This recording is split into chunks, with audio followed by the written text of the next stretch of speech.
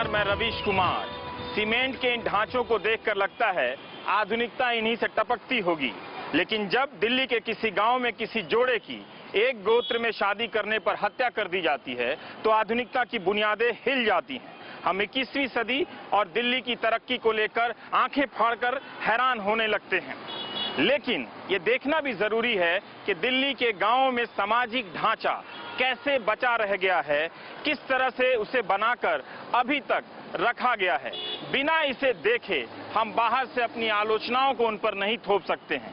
और यही देखने के लिए यहां से 200 मीटर दूर दक्षिण दिल्ली के एक गांव कालकाजी गढ़ी में मैं जा रहा हूं।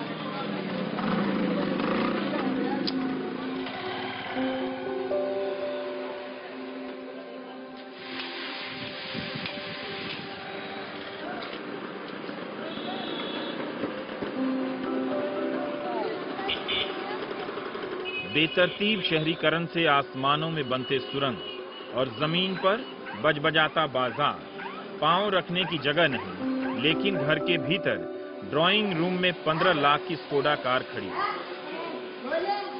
आधुनिकता की हर दुकान और सामान बिकते हैं यहाँ। मेरी नजर इन नामों पर है जिनके आखिर में बैसोया लिखा है, जैसे शर्मा पांडे लिखते हैं, मगर बैसोया गोत्र है, गुर्जर जाति का गोत्र। आप देखना नहीं चाहेंगे कि गोत्र का हिसाब किताब कैसे रखा जाता है, एक गांव की पहचान कैसे बनती है। नीम के पेड़ के नीचे बैठे पुरोहित पंडित जीत राम यही तो बाँच रहे हैं। पोथी खुलती है और इस भाट के हर पन्ने से इतिहास पलटने लगता है। बैसोई गुर्जर जिनके प्रथम मुकाम थान लिकास आए यजमान, गढ़गजनी से आए मुल्तान, मुल्तान से आए मौजी नगर से यजमान आए दिल्ली डेरा फतेहपुर, दिल्ली डेरा फतेहपुर से आए यजमान अलीपुर, अलीपुर से यजमान बसे हसनपुर, हसनपुर से यजमान बसे पेलंजी, पेलंजी से यजमान बसे यजमान कालका गढ़ी। ये जो है लिखा हुआ जीत। बिना मात्रा वाली गांडवी लिपि में भाट ने माइग्रेशन का पूरा चार्ट बना रखा है। राजधानी दिल्ली के सभी 360 गांवों का इतिहास गोबर से लिखी गई इस पोथी में दर्ज है। हाँ, संमत 1972 में लिखी गई है। पोथी में परिवार, पत्नी, गांव, शादी और गोत्र लिखा होता है। पोथी बताती है कि बैसोया गोत्र के लोग अलवर के राजा कर्ण सिंह के वंशज हैं। अलवर से अफगानिस्तान गए, वहां से वापस हिंदुस्तान आए। सरोहे से बैसो ऐसे हो गई जी ये कि ये जो थे गढ़गजनी रहते थे। गढ़गजनी क्या जगह है? अफगानिस्तान के अंदर है। अच्छा। जहाँ का मोहम्मद गौरी था। अच्छा। और 972 से पहले ये सरोहे थे, सरोहे राजपूत। जो वंशावली एक राजा। लेकिन बैसोया गोत्र नाम से पहले एक नाम और था जो बताता है कि गोत्र के नाम बदलते रहे हैं। दावे के साथ नहीं कह सकता कि गोत्र भी बदले हैं या नहीं। वैसे इतिहास में गोत्र के बदलने के भी प्रमाण मिलते हैं। यहाँ पंडित जी ने बताया कि बैसोया गोत्र तो वही है, लेकिन पुराना नाम कुछ और था। पुराना मतलब जब अलवर से अफगानिस्तान गए थे तो गढ़गजनी से ये एक मुसलमान बादशाह के लड़के को मार करके वहां से भागे। तो ये रास्ते में आकर के पीछे से सेना आ रही थी इनको पकड़ने के लिए, तो रास्ते में एक बाड़ी का खेत था जिसको कपास बोलते हैं, उस बाय में सोए, तो बाय सोए कहलाए। समझे ना जी मेरी बात है? बाय में सोए तो बाय सोए कहलाए। बाय सोए से शुद्ध होते बैसोए बन गया जी। तो आप देख पा रहे हैं कि दक्षिण दिल्ली के कालकाजी गढ़ी के बैसोया गोत्र के गुर्जर किस तरह उजड़ते बसते यहाँ तक पहुँचे और इनका गोत्र नाम कैसे बना। अब आप इस ध्वनि को सुनिए। हर बार बेटा बेटा बेटा सुनाई देगा। राजा कर्ण के बेटे बेटा अलसराम हुए, अलसराम के बेटा रामदत्त हुए, रामदत्त के बेटा परशोत्तम राजा हुए, परशोत्तम के बेटा राजा राजपाल हुए, राजा राजपाल। हमने पूछा तो पंडित जी ने कहा बेटियों का नाम दर्ज नहीं होता था, 12वीं सदी से होने लगा। गोत्र बेटों के हिसाब से चलता है। कालकाजी गढ़ी गांव को बसाने वाले गुलाब सिंह जी का पूरा ब्यौरा इन्हें जुबानी याद है। गुलाब सिंह के 3 पुत्र पैदा हुए, झड़िया, मड़िया, रामेश्वर।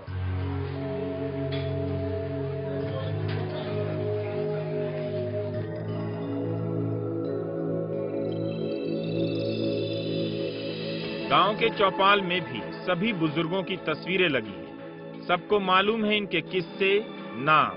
हुक्का की मंडली में जानकारियां इधर उधर होती रहती है। बाकी प्रमाण पंडित जी दे जाते हैं और 3 या 4 साल में एक बार आकर नाम दर्ज कर जाते हैं। इस पोथी में दर्ज गोत्र में हेर फेर की संभावना कहीं भी नहीं है। एक बदलाव और है। बढ़ौली, बुढ़ैना, इमादपुर, धौजा, बड़खल ये फरीदाबाद के कुछ गांवों के नाम हैं जहां कभी गुर्जरों को इस्लाम धर्म अपनाना पड़ा, लेकिन गोत्र नहीं बदला। वापस हिंदू धर्म में आने पर भी वही गोत्र चलता रहा। आज भी मुस्लिम गुर्जर अपने गोत्र में शादी नहीं करते। धौज गांव है, धौज के अंदर मुसलमान है, वो आज भी उनका गोत्र तमर है। और पहले भी जब वो गुर्जर थे, जब भी उनका गोत्र तमर ही था। वो आज भी शादी अपनी तमरों में नहीं करेंगे। जो चंदीले हैं, जो बड़खल के अंदर बस रहे हैं, वो आज भी शादी अपनी चंदीलों में नहीं करेंगे।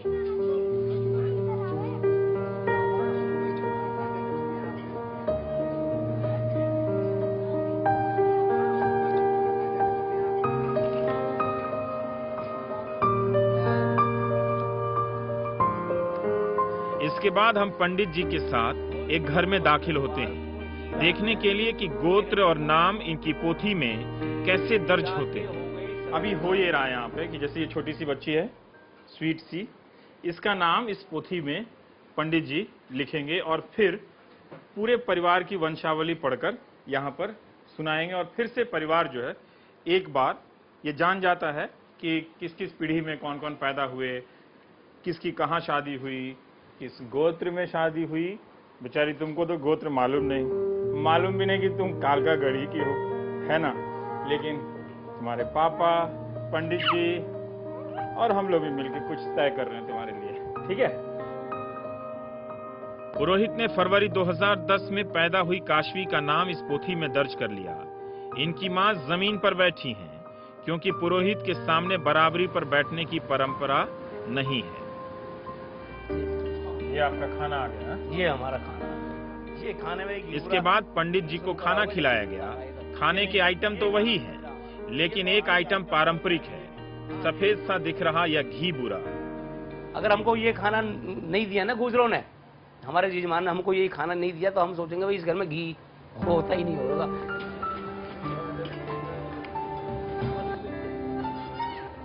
पंडित जी वापस खाट पर लौट आए, उसी आसन में, बताने के लिए कि गुर्जरों में आज तक किसी ने गोत्र के सिस्टम को नहीं तोड़ा है। एक गोत्र में शादी नहीं हुई। हमारे पास तकरीबन हमारे मोहल्ले में हमारी बिरादरी के करीब 40 घर है, जिनों के पास करीब 350 गांव है। हाँ। कभी भी हमने ये भी नहीं देखा। अब आप ये अंदाजा लगाओ ना जी कि ये जो गांव है, ये झड़िया मड़िया घड़ी काल का जो गांव है, ये भैंसों का गांव है। अब इस भैंसों के गांव में अड़ंगपुर का एक बढ़ाना आकर के बस गया, जबकि उसको बसे हुए करीब यहाँ 150 साल हो गए। 150 सालों में उसने बढ़ाना का बढ़ाना ही है वो। अब वो बढ़ाना भैंसों का नहीं बना।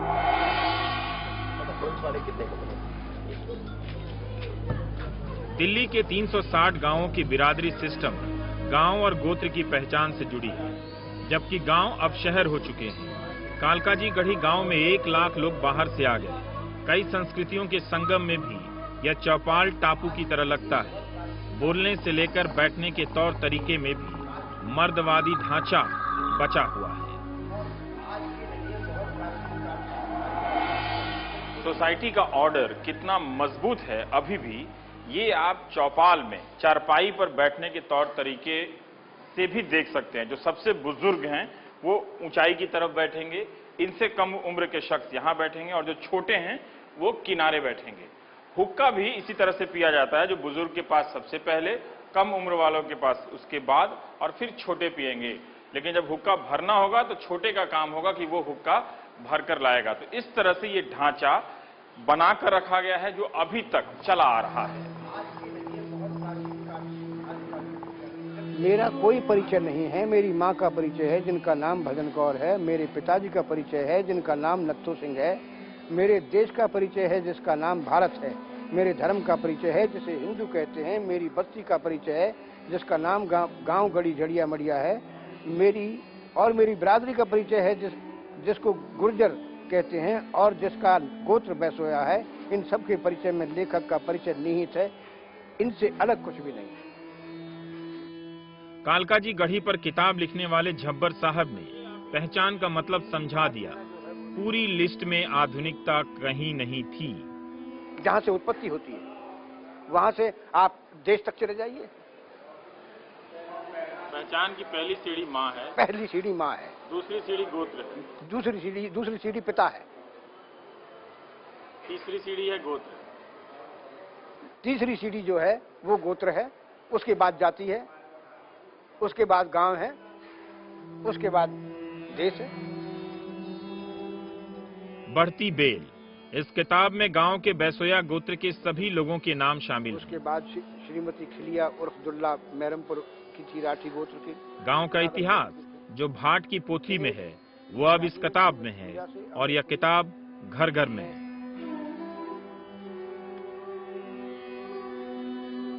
ये बेसिकली गांव प्रधान देश रहा है और कृषि प्रधान देश रहा है। आज भी इस बात को मिटाया नहीं जा सकता कि ये देश जो है कृषि प्रधान है और गांव प्रधान है। गांव में शहर बन गया। गांव में हमारी पॉपुलेशन, यस, चारों तरफ शहर बसा हुआ है, लेकिन गांव की संस्कृति हमारी बरकरार है, अभी गई नहीं है। हमारा गांव, हम सब ये पहचानते हैं कि ये हमारा चाचा लगता है, ये हमारा ताऊ लगता है, ये हमारा दादा लगता है। पीढ़ी दर पीढ़ी, यानी छोटे छोटे बच्चे जो हैं वो भी आपस में परिचित हैं कि भाई हम किसकी धरोहर हैं, किसकी संतान है। इस पहचान को भूलना, इस पहचान को छोड़ देना अच्छा नहीं है। ब्रेक के बाद मिलेंगे गुर्जर बॉयज से हेल्दी हैंडसम मगर जिद्दी ट्रेडिशनल। ब्रेक के बाद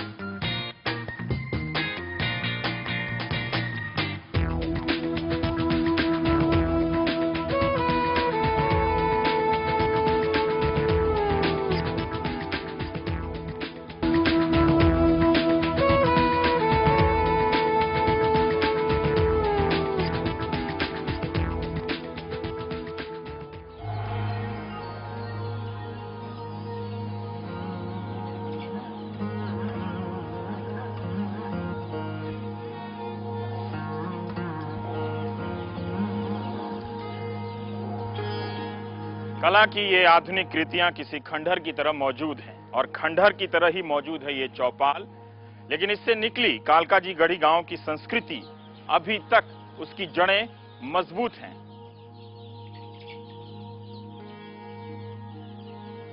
गांव की कहानी हर साल सुनी जाए, इसलिए पार्षद धर्मवीर सिंह ने इस चौपाल पर गांव का जन्मदिन मनाने का रिवाज शुरू कर दिया। हर साल बैसाख सुदी चतुर्थी को। धर्मवीर सिंह जी, एक सवाल मैं जानना चाहता हूं। मैं दिल्ली में रहता हूं तो मुझे लगता है कि मैं दिल्ली वाला हूं, एक शहरी आदमी हूं, मेट्रोपॉलिटन कॉस्मोपॉलिटन शहर का एक नागरिक हूं। बाहर से आया हूं लेकिन अब इसका नागरिक बन चुका हूं। आप यहाँ के स्थायी हैं, क्या आपकी ये मेट्रोपॉलिटन पहचान नहीं है? देखिए कि हमारी एक पहचान है, हम यहाँ हजारों सालों से यहाँ पर रह रहे हैं, लेकिन आप इसकी पहचान के लिए हमें इन चीजों को संस्कृति से हटके करने की आवश्यकता क्यों है, ये मेरे को आज तक समझ नहीं आ रहा है। पर ये जो हम बाहर से आलोचना करते हैं कि आप बदल नहीं रहे 21वीं सदी में, जिसे जो चाहे उससे शादी करते हैं। आप हमें बदलना क्यों चाहते हैं? मतलब हमें प्रॉब्लम नहीं, हमारे पूरे समाज को प्रॉब्लम नहीं, तो आपको काहे को चिंता है कि हम बदलें? जो कालका जी गढ़ी से 100 मीटर की दूरी पर एक गांव है, 200 मीटर की दूरी पर गांव है, उन दोनों के बीच भी शादियां नहीं हो सकती है, तो हम गांवों को लेकर इतना गोत्र की तरह व्यवहार क्यों करते हैं, जबकि दोनों गांव बदल चुके हैं? देखो, ऐसा है कि उसमें अब कोई जो है ना बहुत ज्यादा वो नहीं है मामला, तो दोनों ही गांव को अगर कोई इतराज नहीं है तो उसमें कोई ज्यादा बुरा मानने की बात नहीं है। लेकिन ग्राम देवता है हमारा, उसके अंतर्गत ये कालका गढ़ी गांव है, उसके अंतर्गत जो इस टाइप की शादियां हैं उसको समाज बिल्कुल मान्यता नहीं देता। और हमारा समाज हो या कोई और समाज हो, ये जो जितनी भी बिरादरियां हैं, और भी ये गुजरों का गांव है, जाटों का है, यादवों का है, सैनी का है, ब्राह्मणों का, किसी भी समाज में इस चीज को निश्चित रूप से आपको यही जवाब मिलेगा।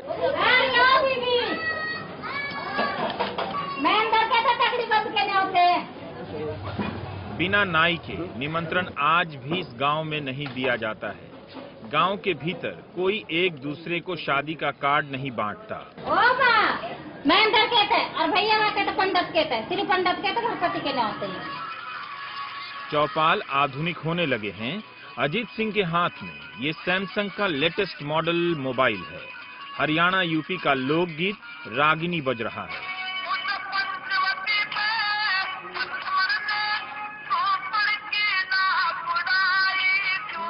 रावण ने अपनी बहन की इज्जत बचाने के लिए युद्ध किया था और लोग रावण को गलत बताते हैं। ये गाना? हाँ, ये गाना कि भाई रावण की बहन की तो एक नाक कट गई सुपनखा की, और जो राम से उसने युद्ध किया, युद्ध इसलिए किया गया कि उसने अपनी इज्जत के लिए, अपनी मान सम्मान के लिए, इसने मेरी बहन की जो है नाक काटी है तो इसकी मान सम्मान के लिए मैं इससे युद्ध करूंगा। और सब कहते हैं कि भाई राम ने रावण से लड़ाई की।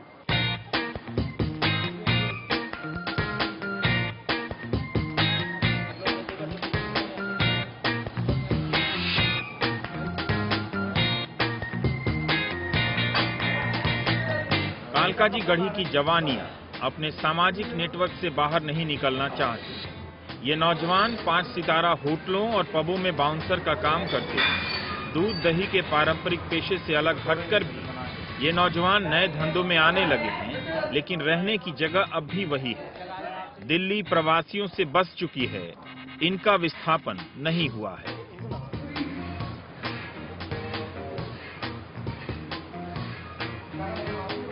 मैं ये तो नहीं कहूँगा कि दिल्ली में जितने भी गुर्जर लड़के हैं वो सब इस तरह का हुलिया बना लेते हैं, मगर ज़्यादातर लड़कों का ये शौक है कि बॉडी बिल्डिंग करने का। और इनकी भुजाएं देखिए, ये देखिए चौड़ाई, ऐसा लगता है ताकत की खान है।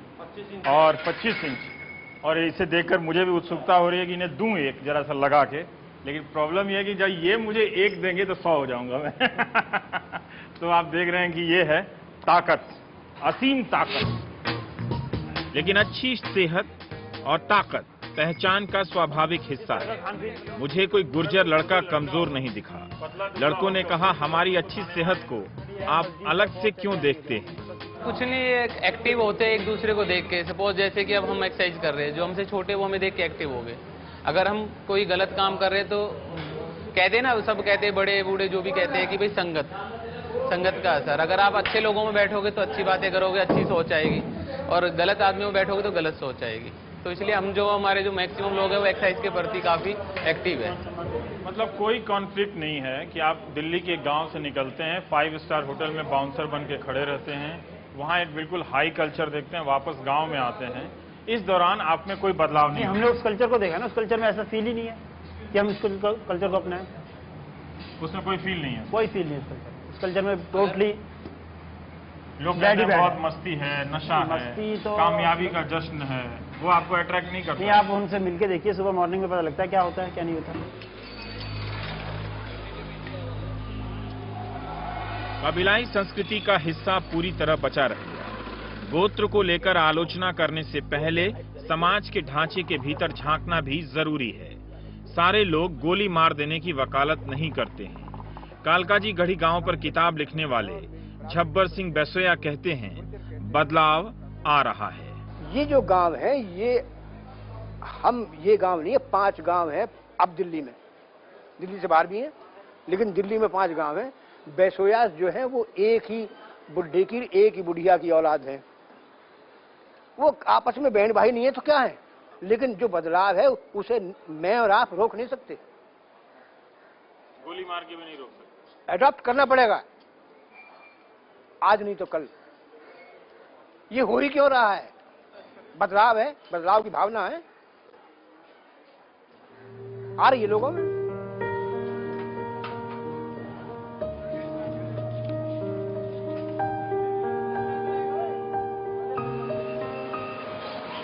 ये टॉपिक बहुत हेवी है, वक्त कम है, इसलिए बहुत कुछ छोड़ दिया।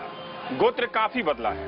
7 ऋषियों से शुरू हुआ, 70 से भी ज्यादा ऋषियों के नाम पर गोत्र हैं। ब्राह्मणों के होते थे, अब सभी जातियों में होते हैं। कई गोत्र जुड़े, कई गोत्र हटा दिए गए। समय के साथ साथ इस सिस्टम में भी बदलाव आया है, आता है और आता रहेगा।